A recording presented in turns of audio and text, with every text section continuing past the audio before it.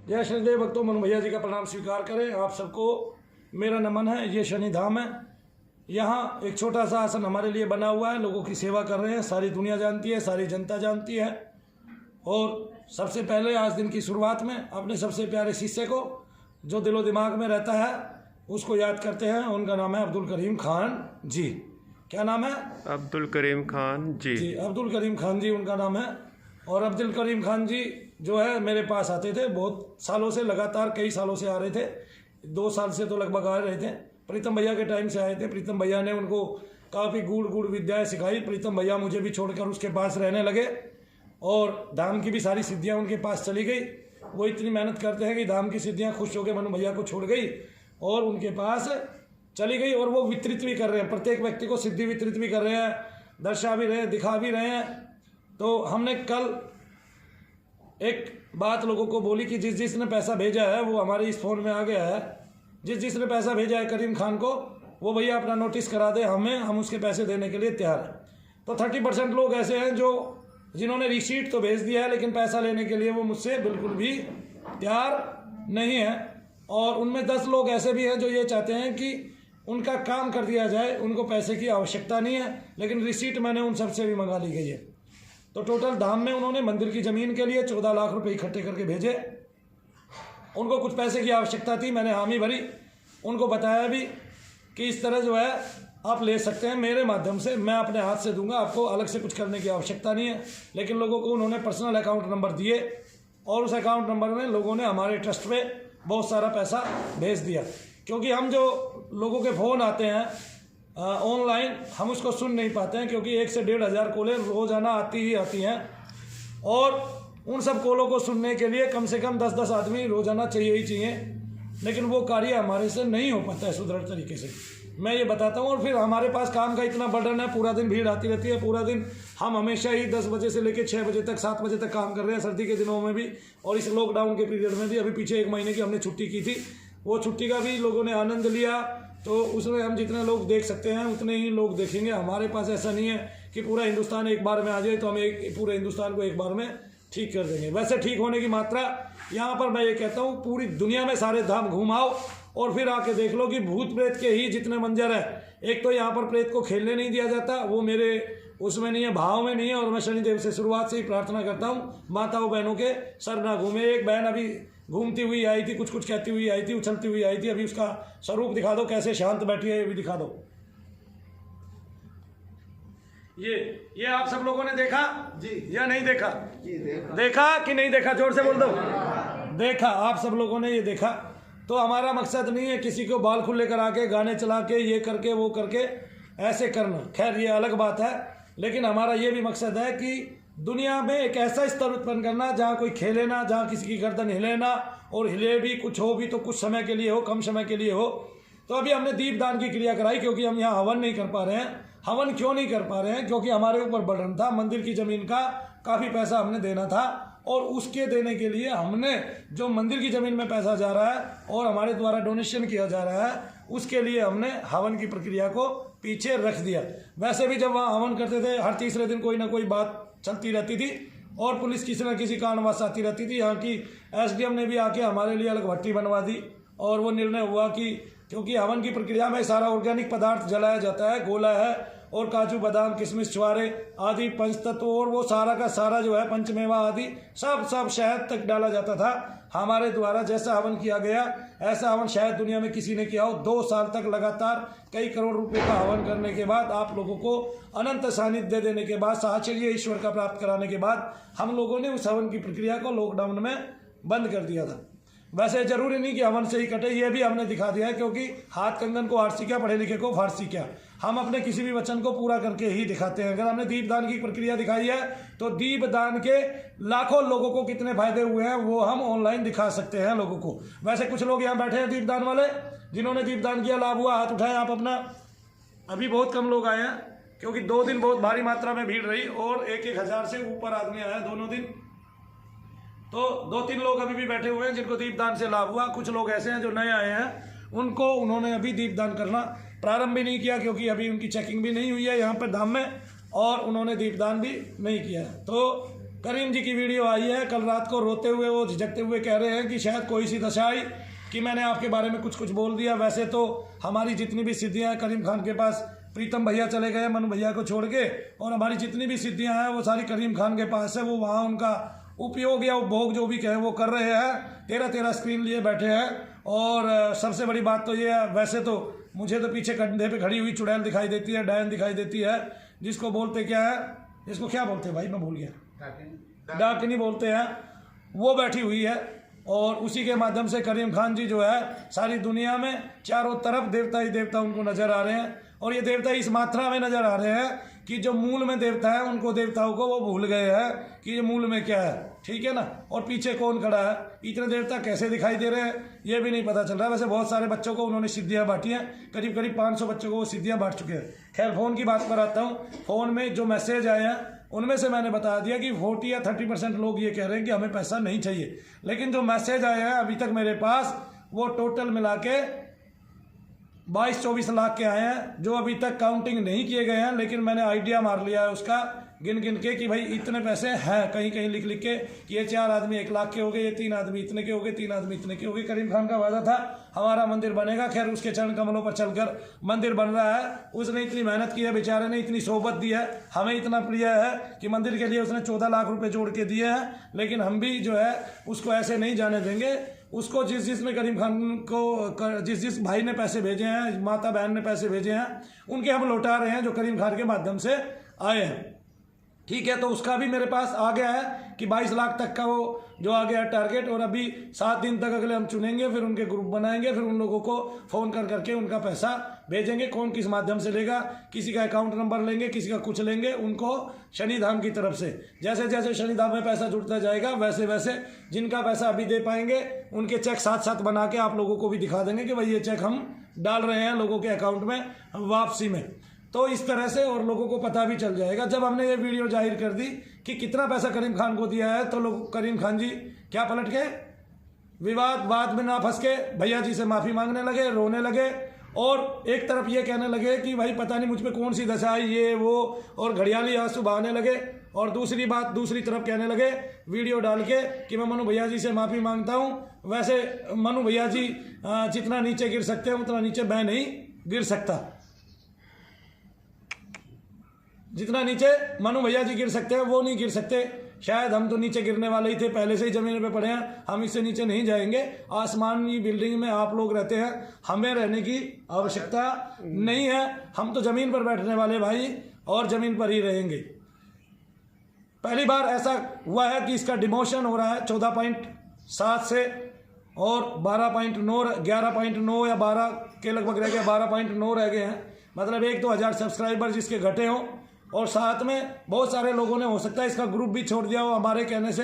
तो हम चाहते हैं जो 2-4 लोग बचे हुए हैं जो इसकी अगुवाई कर रहे हैं वे करते रहे। भैया ये आदमी बहुत सारे गुण आपको सिखा देगा, छल का, प्रपंच का, धूर्तता का, मूर्ख बनाने का, ये सारे प्रपंच आपको सीखने जरूरी है। क्योंकि आप भारत के युवा हो, और भारत के युवाओं को जरूरी है ये सब सीखना, क्योंकि आगे हो सकता है उनको राजनीति मिल जाए। और करीम खान जी आप राजनीति में आ जाइए, अध्यात्म में ये सब नहीं चलता है। ठीक है, हाँ आप राजनीति में आएंगे तो चाहे मेरा 1 साल लग जाए, मैं अगले साल तक आपको और 30 लाख रुपए जोड़ के प्रदान कर दूंगा। आपके पैसे भी दिए राम मंदिर निर्माण के लिए, शनिधाम 11 लाख की वो करता है। जब तक हमारा मंदिर शुरुआत नहीं होगा तब तक हमारे पास जो आ रहा है हम उसको दान करते हुए जा रहे हैं। तो जब हमारा मंदिर शुरू हो जाएगा तो सारा पैसा कहाँ लगेगा, हमारे मंदिर में लगेगा। और ये बड़े सौभाग्य की बात है, ये मेरी किस्मत की भी बात है कि हजारों लोगों के द्वारा दिया गया जो दान है वो मैं श्री राम मंदिर के लिए, निर्माण के लिए भेजूंगा।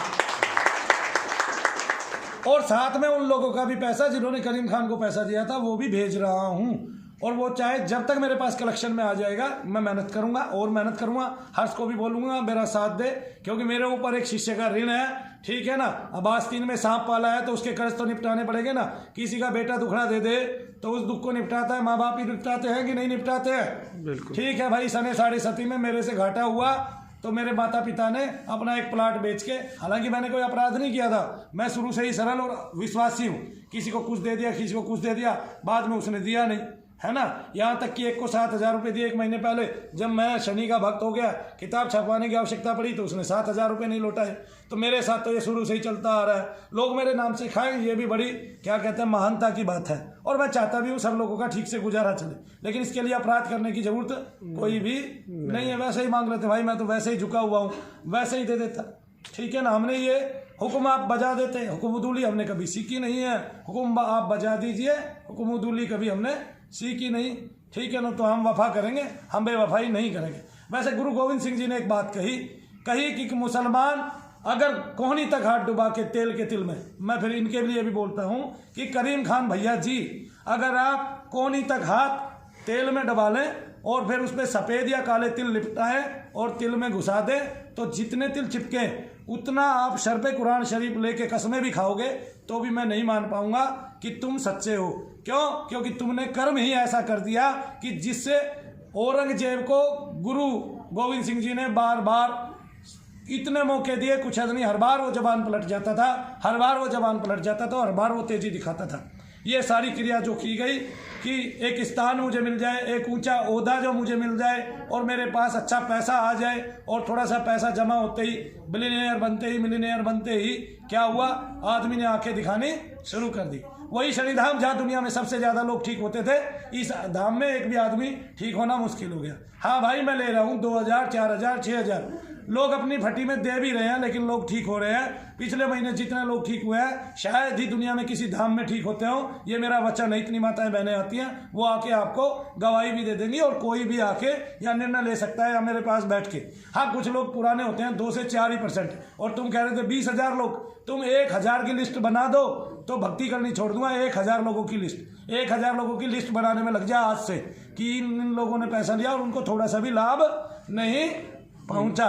तो जय शनिदेव भक्तों, अभी रुकना भाई। एक बात और बड़ी सरलता से दूसरी बात कह देता हूं। वैसे तो करीम खान से प्यारा हमें कोई नहीं है, हमारे दिल में भी रखता है, दिमाग में भी रहता है, और जो इसने किया उसके बाद तो सब जगह छप ही गया, अंग अंग स्फूरण हो गया।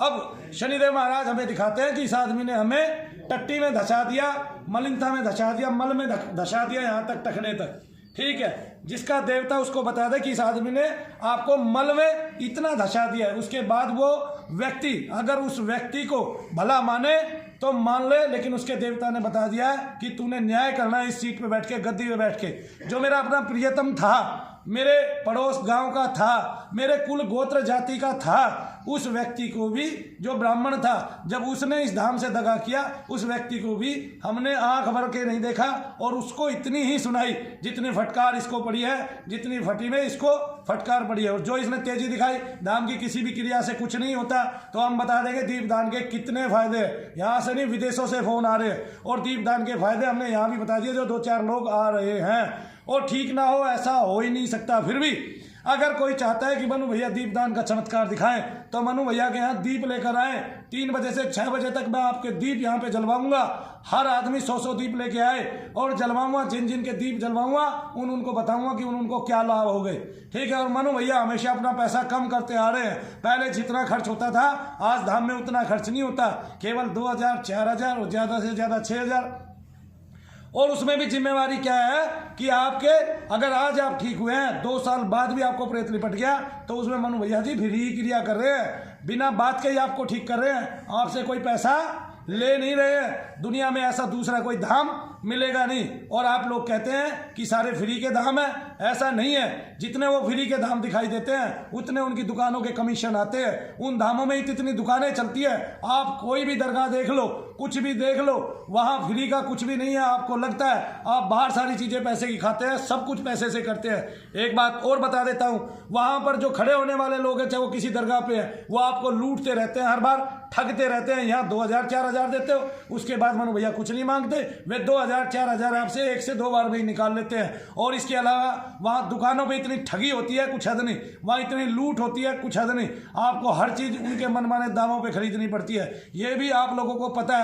तो फ्री का धाम ना बालाजी रहा है, फ्री का धाम ना सारंगपुर रहा है, फ्री का धाम ना कोई दरगाह है, ना साबिर पिया की दरगाह है, ना फ्री का धाम कोई भी नहीं है। पूरी दुनिया में कोई भी फ्री का धाम नहीं है। वहाँ सब जगह पैसे लगते हैं और मैंने तो अपनी मेहनत से, अपनी मजदूरी से, अपने पसीने से यहाँ तक आया हूँ और उसमें मेहनत की है। और ये नहीं उसमें मैंने हर तरह का पुण्य कमाया है, उसमें मैंने आप लोगों को पुण्य का भागी बनाया है। लेकिन फिर भी ऐसे ऐसे बीच में कसाई लोग आ जाते हैं जो इस तरह से मनु भैया को आहत करते हैं, हार्ट को दुखी करते हैं, जो दिल में छेद करके जाते हैं। और मैं ये मानता हूँ कि जिसने आज तक ऐसा किया है उसको भगवान ने कहीं का भी नहीं छोड़ा है, तिल मात्र भी नहीं छोड़ा है। और इसको भी पूर्ण रूप से सजा मिलेगी और उसको भी जो पिछले महीने भागा है, इन सबको पूर्ण रूप से सजा मिलती है। और ये उसका पश्चाताप करेंगे तो ही जाके सुधर पाएंगे, वरना इनको जीवन में, आजीवन में इतनी ग्लानि और मलिनता हासिल होगी कि ये जीवन भर जो है ठीक से चैन से सो नहीं पाएंगे। ये भी मैं तुम्हें बता रहा हूं। और सुनो, वैसे तो करीम खान मेरे दिल में रहता है, मेरा प्यारा है, मेरे रोम रोम में बसा हुआ है ना। मैंने सिखाया है उसको, उसने पास में बैठ के सीखा है, पूछा है मुझसे, मेरे पास रहा भी है। और ये नहीं था, इसलिए मैंने कहा था मनु भैया जी को किसी को खिलाने में जोर नहीं पड़ता है। पड़ता है भाई? ना, बिल्कुल नहीं पड़ता है। नहीं, बिल्कुल। जब 200 आदमी दिखा रहे थे एक टाइम में धाम में, लेकिन हमने लंगर क्यों बंद किया? एक तो किसके कारण? सबसे पहला कोविड-19 के कारण। दूसरा किस लिए बंद किया? कि उसके बाद से यहाँ पे स्थिरता नहीं आती है। कोई भी महिला रात को चली आती है अकेली और वो कहती है मुझे धाम में टिकना है, मैं अब कहाँ जाऊँ? ऐसा नहीं हो सकता। मनु भैया जी किसी महिला को अकेले कभी भी नहीं रखेंगे। मैं यहाँ बैठता हूँ खुद पत्नी के साथ, मलिनता नहीं झेलूंगा संसार की, ना मलिन बनने के लिए हुआ हूँ पैदा। आगे समझ में? मलिनता नहीं झेलूंगा। कोई प्यार से तो झुका लेगा, फटकार से कभी भी नहीं झुका पाएगा। ये सत्य है, अड़िग है। और मैं मलिन नहीं होना चाहता और ना कभी हुआ हूं और ना होऊंगा आगे।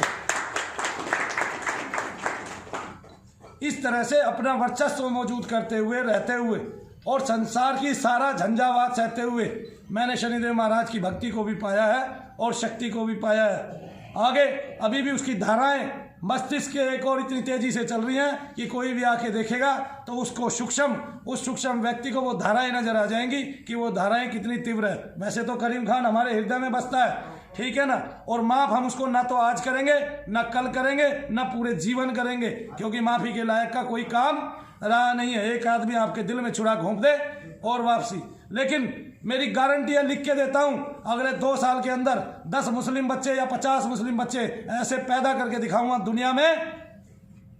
खुद से पैदा नहीं करूंगा भाई, क्या मेरी तरफ ऐसे देख रहे हो?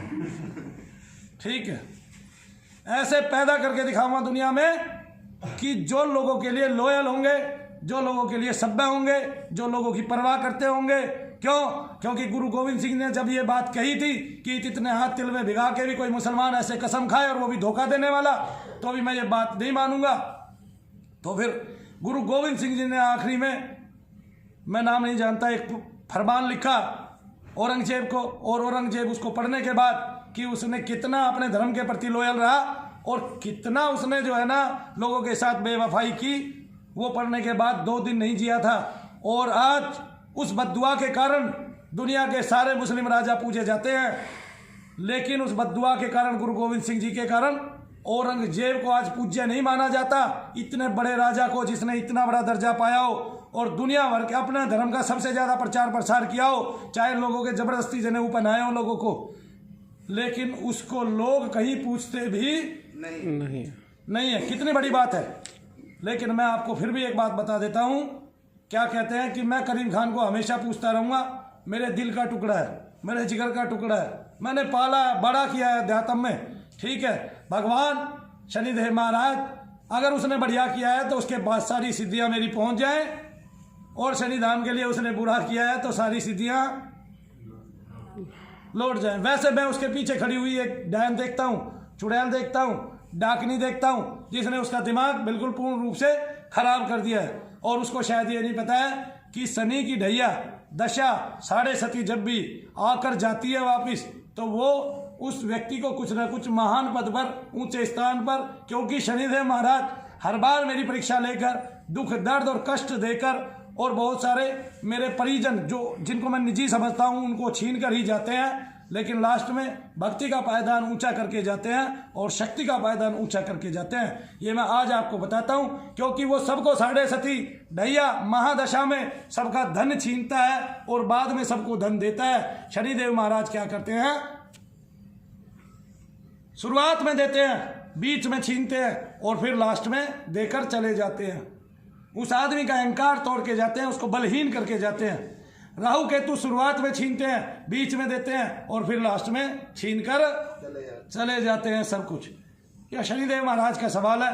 जब वो ढैया के रूप में आए तो 5 जनवरी को मेरी ये दशा जा रही है, लेकिन मैं बता देता हूँ आप एक उत्तम काल देखेंगे अगले वर्ष मनु भैया को आप उनके ग्रहों के अनुकूल बहुत ऊंचा उठते हुए देखेंगे और आपके हृदय में हमारे लिए एक स्थान बनेगा कि हम इस पूरे समाज में, पूरे पृथ्वी लोक पर इन भूत प्रेत की और शैतानों की जो दशाएं हैं वो बदल देंगे कि ना किसकी तरह, कृष्णों की तरह ये होगा फायर और वो लोट पड़ेगा, ना किसी और की तरह होगा, बल्कि ये होगा कि शांत और वो और शांत होता चला जाएगा, उसके जीवन में शांति मिलती चली जाएगी।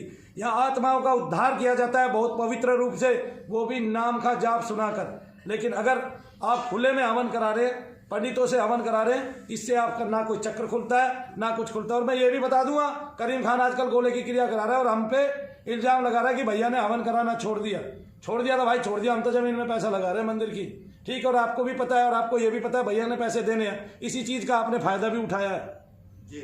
हाँ, वैसे आपके लखपति बनने पर मनु भैया की तरफ से आपको बहुत बहुत बधाई, सलाम है ना। कल आप कहते भी हैं, कल जब शुरुआत करते हैं करीम खान जी हमारे, तो कहते कि वालेकुम सलाम भैया। कैसे कहते हैं मैं बता देता हूँ, सुना भी देता हूँ, सुनाना भी जरूरी है। लेकिन ये जो घड़ियाली आंसू है ये हमें पसंद नहीं है भाई। हम तो भगवान के अपने भक्त हैं, कुछ भी हो आप हैं।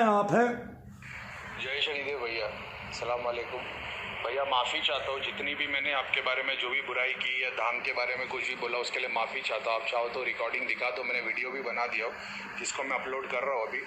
और मेरे को बहुत बुरा लग रहा है कि मैंने बहुत क्या मालूम क्या दशा में आके मैंने इतना कुछ बोल दिया ईगो में आके।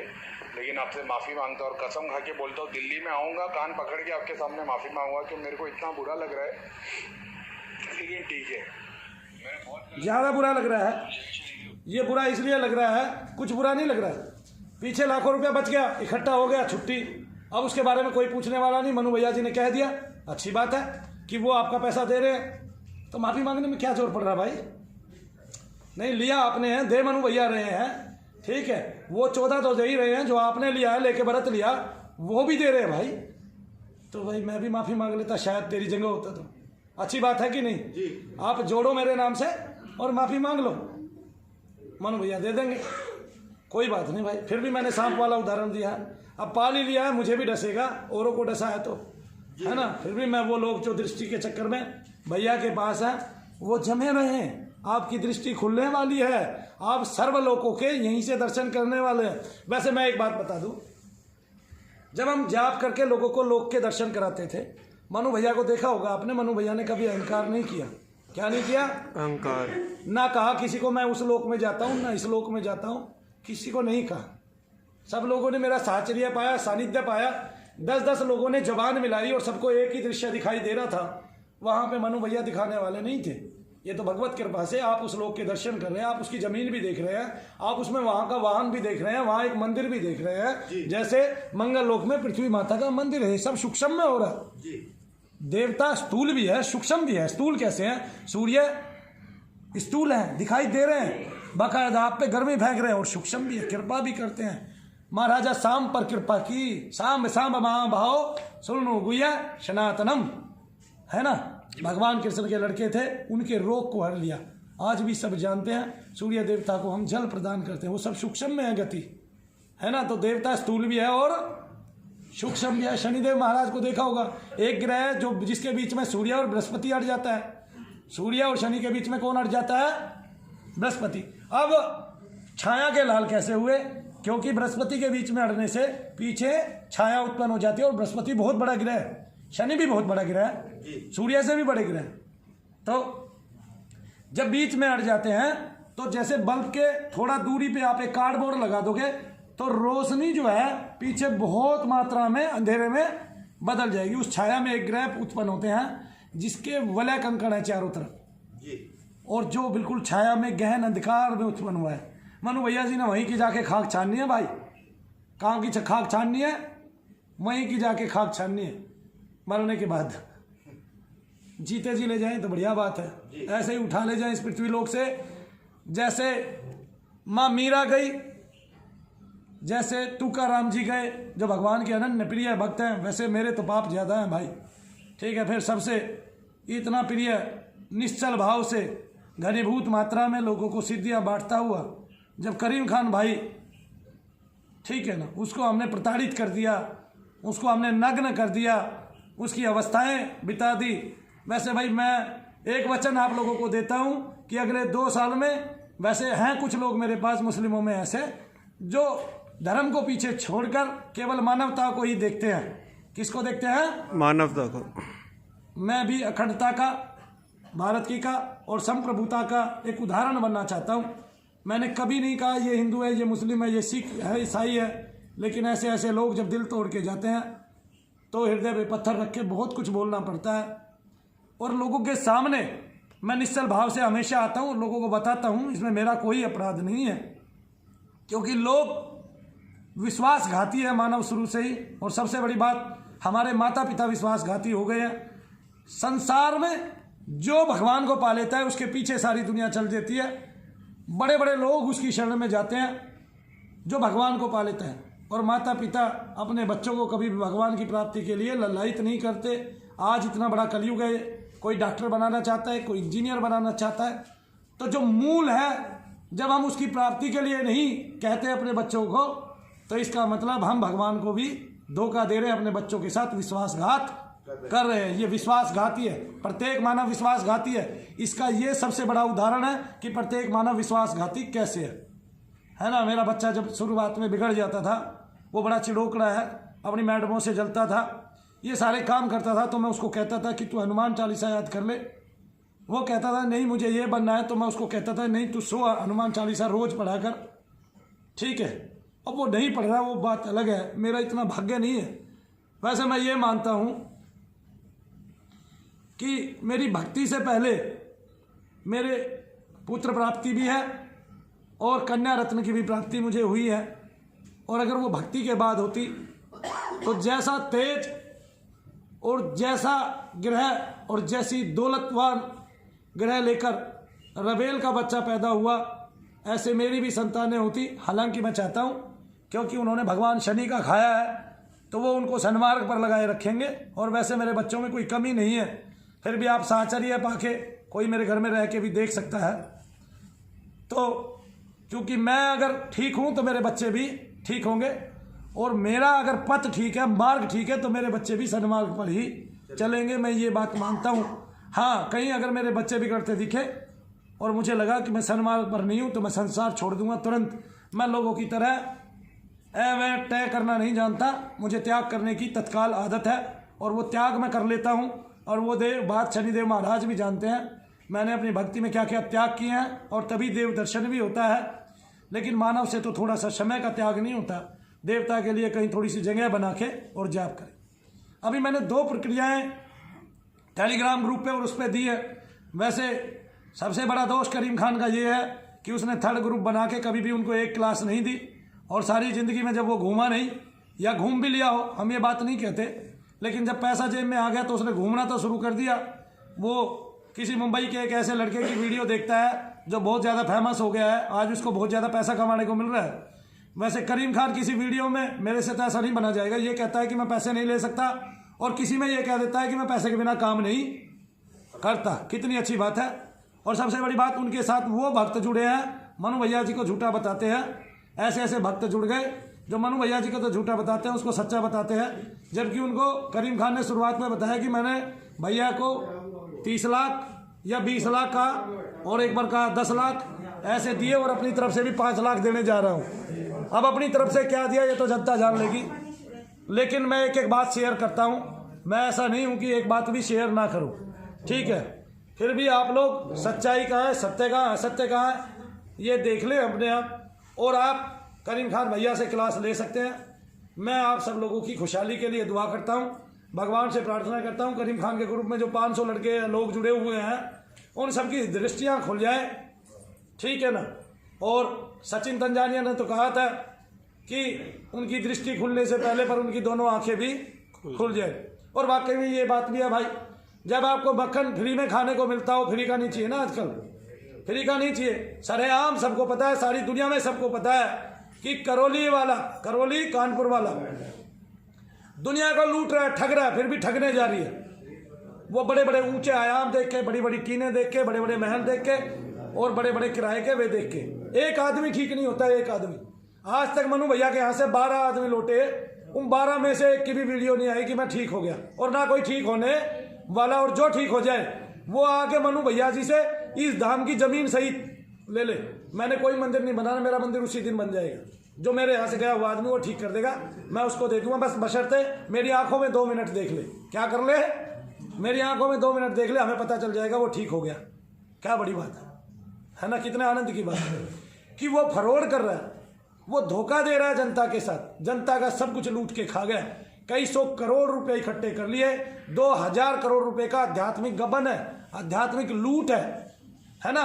और इस कोविड-19 के टाइम में इतना बड़ा छल है, कुछ हद नहीं। हमारे यहाँ कोई भी आदमी आता है, मैं कहता हूँ उसके पास पैसे नहीं है, वो 1.25 रुपए की बलि करा ले, 5 ठीक हो जाएगा, है ना। वो 1 रुपए की बलि करा ले, ठीक हो जाएगा। वो 100 रुपए की 5 करा ले, ठीक हो जाएगा। और क्या करीम खान के वो तो सबसे पहले ही ठीक होता है।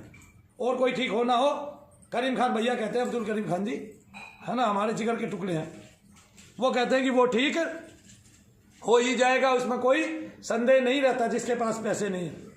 कल एक माता बहन जो है ना, वो कह रही मकानों की बालियां बेच के आई हूँ, मेरा हृदय बड़ा पसीजा, और मैंने उसको बहुत धमकाया, इनको कहा बार बार इसके पैसे वापस दो। वो हमारा बोधराज थोड़ा ठंडा है, ढीला है, सोचता है किसी का ना देना पड़े तो ज़्यादा अच्छा है ना। हमारी ये नीति है नहीं, बोधराज ठंडा है, वरना ऐसे व्यक्ति को जो ये कहे कि उसका तो देना देना बनता है, उससे लेना नहीं बनता। तो किसी के पास अगर नहीं थे तो हमने दिए, ऐसा नहीं है, किसी के लौटाए भी हमने।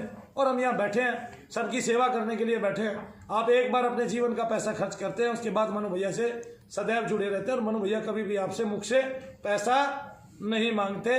ये हमारी नियति है, ये हमारी नेकी है, और हम चाहते हैं मूल रूप से कि भारत के सब गरीबों को लाभ मिले। ये दीपक की क्रिया हमने इसलिए बताई कि लोग घर पर रहकर ही ठीक हो सकें, यहाँ आने की जरूरत ना पड़े। और किसी की अगर बहुत ज़्यादा क्रिया है तो उसको दीपक की क्रिया करने के बाद पता भी चल जाएगा, और वही यहाँ आए जिसको पता चले, जिससे रहा ना जाए, और जिसको बहुत ज़्यादा ताकतवर क्रिया हो। ये तो हमने बात दिखाई।